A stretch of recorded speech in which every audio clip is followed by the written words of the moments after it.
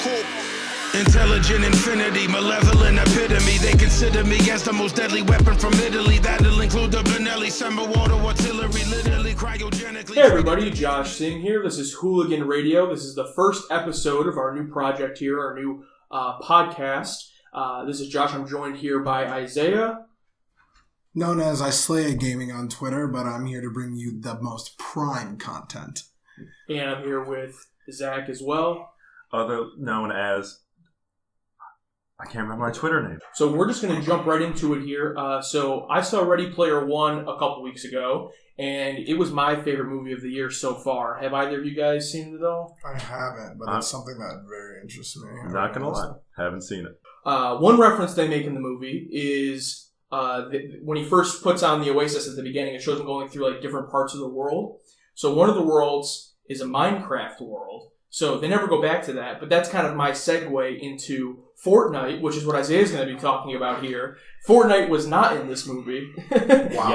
but I would believe that if this movie was made just 1 year later, Fortnite probably would be referenced in the movie. Definitely would have played a major part. So I've been playing Fortnite since the second week it came into early access. So I've been playing for a long time. I was there before Tilted Towers. I was there before the new shotgun update. I was there before Ninja even considered the game to be a game. So I'm going to talk about the new meteor that everybody is really worried about, or Comet. It's pretty interesting to me. I don't know if you guys have seen the new skin that came out recently, but there is an alien skin, and you can look like you're like an alien. It's kind of like a... Doesn't it have like a fish head? Yeah, he's got a fish head, and it's like a fishbowl on top of a suit. It's really interesting. I think that the meteor could possibly change the game. In what kind of way? In the aspect that I know that they're hyping it up so much that they really want to make a major change when it happens. A lot of people are speculating that Tilted Towers is going to get wiped from the map because it's kind of aimed at Tilted, and I know that there's a lot of people who are like, Tilted broke the game, no one even goes anywhere else, and all this other kind of stuff, but yeah, I think that it's going to be game-changing here in a few days. So, first of all, we all play Fortnite here, right? Yes. Okay. Am I good? No. No, neither. Yes. I have one win. I'm very proud of it. Singles or one solo win. But this is the first season I've played it with the battle pass and everything like that. So I don't know what the map was even like before Tilted Towers. I don't know what the game was like. I have probably, me and my girlfriend have been playing it nonstop for like the past 4 weeks. So anything before that, I don't really know what the game was like, if it was different or what. Well, I guess we'll go into the Wayback Machine on Fortnite. So if you don't know what Fortnite is, which is pretty unlikely at this point, it's a battle royale game that almost everyone I know plays. But back in the day, there were a lot less locations. So the closest thing to a city we had was Pleasant Park. If you've ever been there, I don't know. Everybody might go to Tilted. You mean Anarchy Farm. Retail Row was another big place. Salty Springs was not even a location at the beginning. Anarchy Acres and Fatal Fields were there. Wailing Woods, Lonely Lodge, and Moisty Mire. And those were the only So has the map just gotten bigger? Or is it like replace other places? The map has stayed the same size, but all of the places that were not just listed were actually just blank areas on the map. They would have trees or fields or like a gas station. The place that was Dusty Depot wasn't even labeled with a name whenever the game started. It was just, we called it warehouses because that's what it was. But yeah, Fortnite was a completely different game before this season. They didn't have the new building update, so building was a lot harder. The game was more about gunplay than it was about like building crazy forts. This concept of Fortnite, I feel like a lot of other companies have also tried to produce. Like, if we even look before Fortnite with Battlegrounds, who was like, I feel like the pioneer in this sort of game, like the super multiplayer. That's what's crazy. Team stuff. It's really interesting if you look at the gaming industry is when one person does something very well, the whole rest of the industry does it. If you think back, there used to be no open world games. It was all railroaded. Like, the closest to open world you got was like you could go around the map, like the little region of the map. Then every single game was like, our new game is open world. Yeah. So now I'm thinking, since single player campaigns have gotten their revamp, I think that now we're going to see a lot of people go, Battle Royale is the only way we can grab people's attention. We have to put Battle Royale in our game. And I think it's even though it's like this newer thing, when my coworker first told me about Fortnite, that's how I found out about a month ago, the way he explained it to me is just like, yeah, it's like the Hunger Games, 100 people are on an island, and you kill each other, and, it gets smaller and smaller. And I just thought to myself, like, how was this not made 15 years ago? Like, it's the most simple premise ever. And of course it's fun, but no one, it's like just now being made. Yeah. Probably because of the online, you need to have 100 people to be playing it, those types of things. But I definitely understand why there's so many developers making the same thing, because it's just such a simple premise and it's so fun when you play it. Mm-hmm. I can play it 100 times and never get bored of it. But what do you think about, like, I know we're going to talk about the meteorite, so we'll get into that. But before that, like, since I'm newer, the way the map is now, that's all I know. I think it's great because it's like, you can go to less populated parts of the map, places that are far away, or more, like you said, like Arn there isn't a city, but then you have places like Tilted Towers and stuff like that where a bunch of people are going to go, but if you want to go there and, try to get a bunch of kills right off the bat, it's a good place to go. I mean, how do you feel about that compared to what it used to be like? What it used to be like, it was better distributed. So if you go to anything on the other side of the map of Tilted, you'll run into possibly one team and it. It's strategic in an aspect where you can be like, I don't want to fight a lot of people, I'm going to go there. Before Tilted and all of these new locations, you didn't know what you were going to get. You would be like, I'm going to go to Fatal Fields and run into maybe half the bus. Mm-hmm. It was more based on where the bus started, where more people were going to be, not if it was going over Tilted, because people just wanted to get in and play as fast as possible. Now, people are all just going there because they can get the kind of gameplay they want right away. I also think that Tilted in itself is not a bad thing, but I do think it's something that gets old. I think that if Epic Games and Fortnite want to be smart about it, they need to make map changes on a season basis. That would be what brings people back every season. It doesn't matter if you think you're good because you won Tilted every time. It should be that when you get there on day 1 of season 4, everything is new. Yeah. And I want to go somewhere new because that could be where everybody chooses to go. That would be interesting. I don't think that they'll completely revamp the map every season because that's a complete overhaul and they don't have a big enough team for that. But they definitely need to make some sort of map change for each season to keep it fresh. I know that there's a lot of people right now who are waiting for the next big thing because they're getting sick of Fortnite. Some of the top Fortnite streamers, which I was going to get into after this, are talking about how it's slowly on the verge of dying. PUBG is already flipping around on the beach of a dead fish, but Fortnite has the opportunity right now to stay a game for a long time, and if they don't do anything about it, they will lose their player base to the next one. And that is one thing that Fortnite, I do have to give my hat off to it, even not as probably as in-depth as huge map changes, but at least they're almost every other week, I feel like they're coming out with some sort of new game mode. Yeah. Like recently, them just doing high explosives, where personally not my favorite, but you don't have to go into the normal game and just be like, oh, same old shit. Yeah, you can just go in and have fun at that point. Right now, Zach, what would you say is your go-to place? Like if you're starting the game of Fortnite, where do you want to land first? Oh, you better believe I'm going to Fatal Fields. No chance. You know how many times I've screwed over my team by just hearing of them where do you guys want to go just now? So you guys more squad players? Because I'm definitely a solo player most of the time just because I don't have any friends. No, but I'm definitely more so solo. Is squad, is that completely different? The way you play is different? Oh, 100%. Yeah, I can imagine. It's one hell of a learning curve. I play mostly squads. I only play when I play with friends because the game infuriates me now when I play by myself because I don't know how to build, honestly, so I suck at the game. If I had to choose a place that I would love to drop almost every time, Snobby Shores. Snobby Shores is my favorite. I like how far it is from the center. Yeah. I know that a lot of people don't like running, but I also like being the back. I like being the person who comes up behind everybody.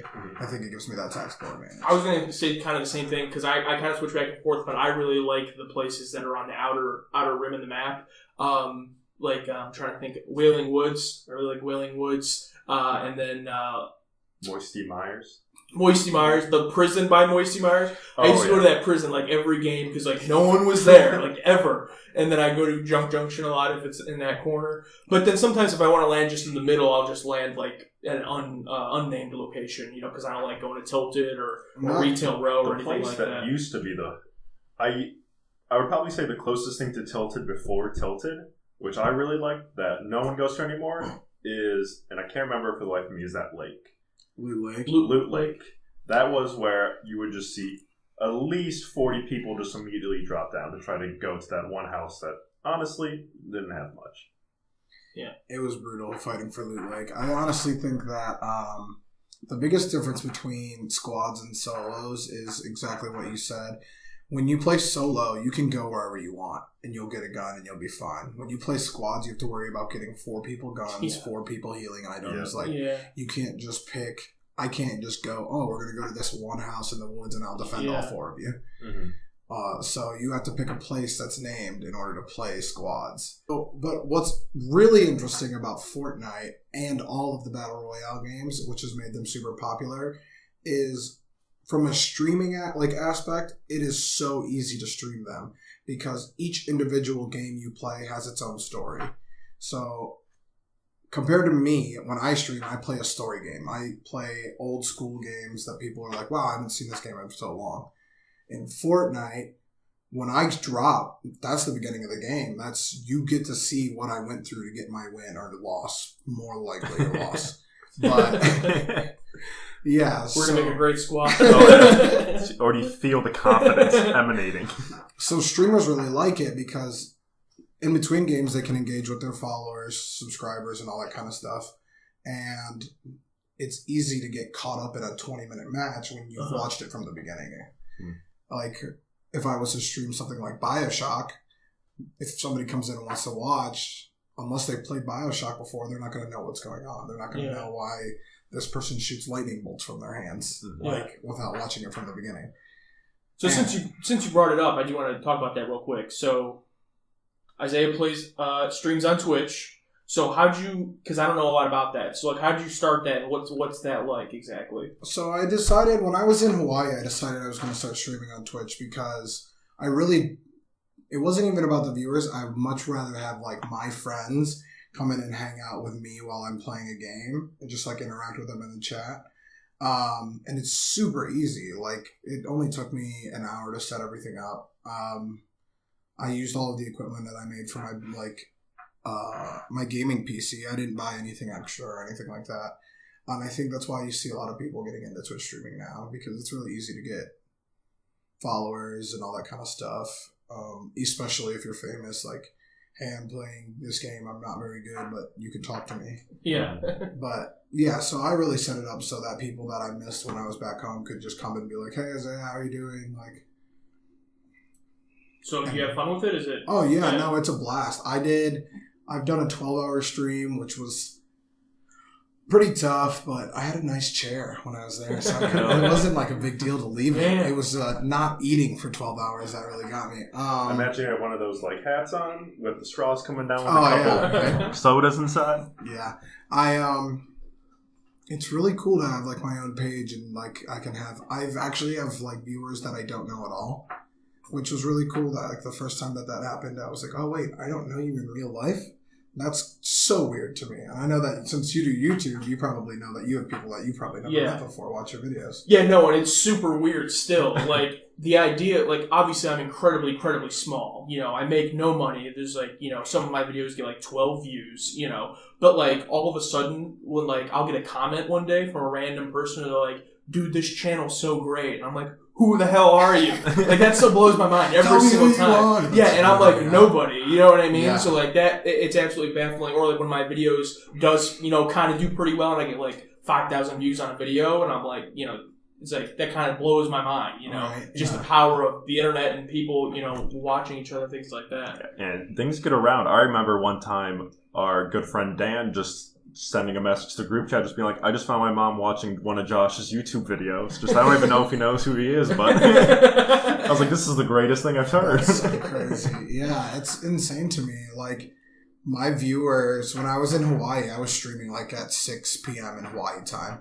My viewers were from Rhode Island and stuff. It was like 11, 12 o'clock for them, and they would watch till 4 in the morning. And I'm like, why are you people still awake? But they were interacting with me in the chat, which is really cool. It's like weird to think that I have friends that I don't know their name. I wouldn't even consider them fans at this point because like I'm not that big. I don't stream all the time to where I'm like, oh, look at all my cool fans. Mm-hmm. Like these are people who are like, no, I really like the game and I really want to help you out while you play it, which is so cool to me because I get stuck in games all the time and streaming on Twitch being stuck is terrible. So whenever somebody's like, all you got to do is go that way. And I'm like, oh, well, thank you so much. You build that sense of community. I remember one of the first times I hung out with Josh, we used to do parkour, which was pretty much just flips. But going to one of the gyms one time to go practice, we ran across a couple people. And I remember them walking up to Josh and be like, hey, you're the guy from Cleveland Parkour. And I'm just like, this isn't happening right now. Just like, I know for a fact this video maybe has 50 views, and we met 3 of them today. Yeah. Yeah, so it's pretty interesting to think about how Twitch has evolved so much just because of PUBG was like the first, like, everyone started to watch Twitch. But now Fortnite has really made Twitch into, like, a medium for people to, like, express themselves and get famous for it. As you may have seen, I don't know if you keep up with any Fortnite streamers, but I just know the Ninja guy. Ninja is insane. He's literally famous now. He is the guy. He is the face of Twitch and also probably more than likely the face of Fortnite currently. So recently he streamed with Drake. Yeah. He streamed with Marshmello. He streamed with Travis Scott. And I think the Steelers player, Juju Smith-Schuster. Yeah, he plays with Juju actually pretty often. I have to give him props. He's probably one of my favorite NFL players, and I hate the Steelers. Yeah. But yeah, so he's actually becoming legitimately famous, and he makes a boatload of cash doing it. A lot of people don't really know about YouTube gaming. I don't know if you've seen it, but it's like a sub-genre of YouTube where it actually has a different URL and it's kind of... Yeah, it's like its own part of the website, right? Yeah. I've never been there. I've never been there either. Like, it's a secret. You have to find it. And people can live stream on there, and actually their community guidelines and everything aren't as restrictive. And I know a lot of people who actually really enjoy streaming on YouTube Red. Which brings me to my last point. I will be making a comeback to streaming, and my first stream will go live on YouTube Gaming. I'm actually going to switch platforms and build it all from the beginning. It will probably be towards the end of May so that I can get everything set up and get into my new studio. But yeah, I'm going to make the switch from the Purple Boys back to the Red. What made you switch? The new community guidelines have been like a real downer on a lot of people, and I think that with the community that I've seen on YouTube and some of the people, like the YouTubers I want to interact with, are more focused on the YouTube community, not streaming in general. So the people that I would want to actually work with in the future if I got big are on that platform, and I want to work with them. So I'm going to go to their platform. Makes sense. Everybody on Twitch is kind of more like one for all. It's like one for all. It's like one for all. But on YouTube and YouTube Gaming, they're kind of more like, hey, this is still a service. Like, you guys should check it out too. And it helps everybody because they're not the biggest streaming platform right now. Mm-hmm. But yeah, so for anybody who gets that announcement, I'm probably going to start my stream with a new game coming out. Well, that had just recently come out with Radical Heights, which is a new Battle Royale game. It's based like an 80s game show. And it's in early access right now, so you should check it out, and I'll be streaming it at the end of next month. Now, is that game, have you heard anything about like when like a release date that's not just like an alpha or a beta of it? I haven't heard anything about that because the new way that games go with early access, no one ever knows when they're going to really come out. But I'm pretty excited. It's kind of clunky now, but I've got a lot of time to iron it out. All right. That's nice. And we'll definitely update once you are up and running and closer to that. We'll definitely update, the info so we can all tune in there. All right. Well, we never talked much about the meteorite thing. Do you want to talk a little more about that? We can talk about that. Okay. What is some of this lore behind this meteor? So I should have first asked, when did this first meteor appear in Fortnite? So I think we were week 4 into season 3 when people actually noticed it and started making videos about it. You could also, it was interesting because you could tell throughout season 3 that the theme was space. All of the battle pass skins were space, except for the last one. I haven't seen John Wick, so I don't even know if that's about space. Not at all. Okay. It's about a man. Doesn't his dog die? Yeah, a man gets his dog killed by like some gangster people, and he kills them all. Which is understandable. Yeah, he's a badass. I just saw it for the first time a couple weeks ago. So yeah, one day people started looking up at the sky and seeing this like glowing light, and they didn't know what it was, but people had noticed it, and people then noticed that it's getting bigger each week. Every time the new challenge comes, that it gets bigger, and there were multiple places on the map where you could see telescopes that point in the direction of the meteor. I actually believe that one of those would have been at my favorite Fatal Fields, if I'm not incorrect. I believe so. I think it's at the hill right next to Fatal Fields with a house on it. So here's my question, because I heard about this a little bit and I tried. So can you actually look in the telescope? No. Okay, because I've seen the telescope, and I'm like, I think I'm supposed to look in this and see the meteor, but obviously you can't when you're playing the game. So, how does that work? Yeah, so I think that they were just there because it kind of gives you the direction in which to look for the meteor. Oh, okay. So I think that the developers at Epic Games are really hyping up whatever is going to happen with this meteor is going to change the game. Because I know that it looks like it could end up being a very large, like a big deal. A lot of people, like I said earlier, were speculating that it could be the end of Tilted Towers. I personally know that a lot of people love how cartoony the game is, but I love if it gave it kind of like a more post-apocalyptic feel. Like, I can see that. Like the whole map kind of being like scarier a little bit. It's kind of meteor. Yeah. And what about you said April 18th is the date that people are throwing out, but that's not the end. The season rather is still like 2 weeks left, right? So like, do you think it would more so make sense to happen going into season 4 or happen right now? I honestly think that it's going to happen before the start of the season because they like to give a cushion of people playing between seasons, and they don't have. So, for example, Overwatch has downtime in between seasons. It's 2 weeks, 3 weeks, 2 weeks. It's 2 weeks. 2 weeks in between seasons where they kind of test the new patch and all that kind of stuff. Fortnite doesn't have that because it's not a competitive game as much as it's competition, but there's no like, oh, wow, cool, I'm on the leaderboard, which is still broken at this moment, I'm pretty sure. Yeah, it's always broken. Yeah. So I think that they're going to do it before, and I think we're almost 2 weeks. We might be 3 weeks out of the end of the season. Yeah, I think it's 2 weeks. The only reason why I say that it could be the 18th is because I've read an article that console players are actually getting random vibrations. I get that. Yeah, I have also heard about that, and this is crazy. Yeah.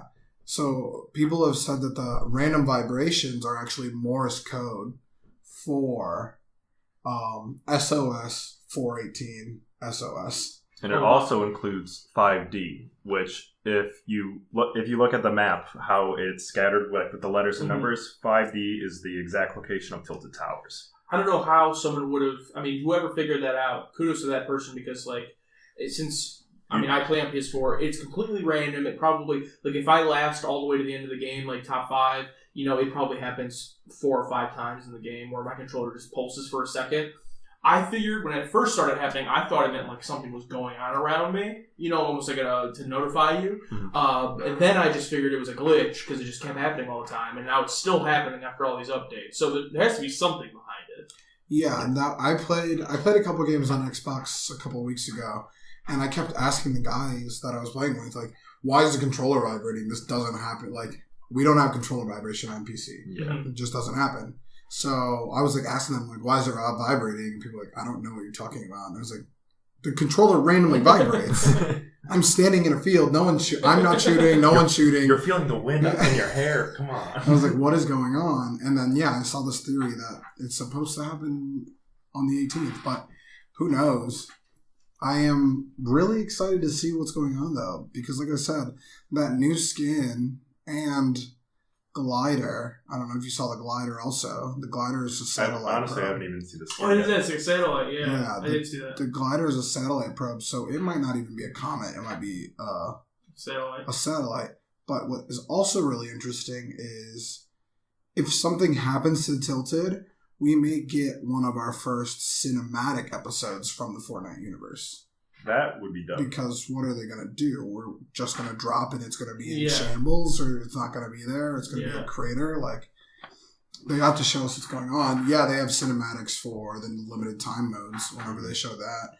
And I think that it'll be something like that, honestly, where like it's just like the character models from the game and an animation showing them basically in-game engine of what's going on. But I don't know. If they end up starting to give lore to the Battle Royale side, it'll be interesting because Fortnite started out with Save the World. Save the World was the base game. It was what was showed at E3. And then the developers of the actual Unreal Engine that was made by Epic Games, that brings us a plethora of games I couldn't even start, came to the people of Fortnite and were like, we want to make a Battle Royale game in your guys' universe. With the engine that we made, can we do it? And that's the only reason why Fortnite is so much better than PUBG is because people who built the foundation they built it on also built the game. And I think they're pulling resources from the Save the World side because it doesn't make as much money as the Battle Royale side. And I think that those people are trying to incorporate their story into the Battle Royale. So it could be that Save the World and the Battle Royale meshed together because Save the World was supposed to go free to play this year, possibly a couple months ago, I think. And I think what they might do is introduce the zombies from Save the World into the storm. So that would be sweet. Yeah, so when you're in the storm, you're in like the unsafe area where the zombies could also attack you. Which would make it completely different because then you would have, if you're trying to run in from the storm, you'd have to worry about like NPCs attacking you and all this other, and like these ads basically instead of like mounting your attack on people who are in this circle. So have either of you played the Save the World mode? I have not, but I have watched the Honest Game trailer on it, and it made it look very interesting, but I have not played it, no. I have also not. Because you have to pay for it, right? Like, separate from the Battle Pass. Like, I have the Battle Pass, but you gotta pay again. I'm not doing that. I bought my Battle Pass 3 days ago. Alright, well, I think it's a good place to stop. Zach, have you looked up your Twitter handle since the beginning of this podcast? I have not. Alright, we'll come back to you. Isaiah, where can we follow you? My Twitter handle is @PHP_Islaya. And right now you can find me on Twitch TV /Islaya. And once I get my new URL, I'll have that for you guys. Alright, and I am on Twitter and Instagram @_JoshuaSing_. Then obviously you can watch my videos on my main YouTube channel, Joshua Sing Reviews, which is where I believe this first video will be uploaded, but eventually we'll most likely migrate to our own channel for this. Zach, do you have anything for us? I finally looked up my Twitter handle, and it is Zach C, and I know it. And it's S-E-E, not the letter C. S-E-E, yes. Okay. It's been the same since 11th grade of high school. I remember the original joke when it happened. Still as good as before. All right, well, thanks whoever's listening out there. Let us know down in the comments below if you have any questions, any suggestions about what we should talk about. We're most likely mainly going to be focusing on, myself talking more about movies, TV shows, those types of things. Isaiah talking about some type of gaming topic. And then once Zach gets ready with his topics, talking about different type of mythical creatures or superstitions, things like that. The stuff that goes spooky in the night. Yeah. So, That's about it. Do we have some type of send off here? I don't know what to do. I don't have anything. Maybe episode 2. Thanks for listening. I'll put a really obnoxious rap song that plays this out. Nice. The God particle, Armageddon weapons in my arsenal. I'm the real deal, fucking Alex Jones article. Hard as Arctic cold, my murder's a nautical. Murky in the murky depths where the screams aren't audible.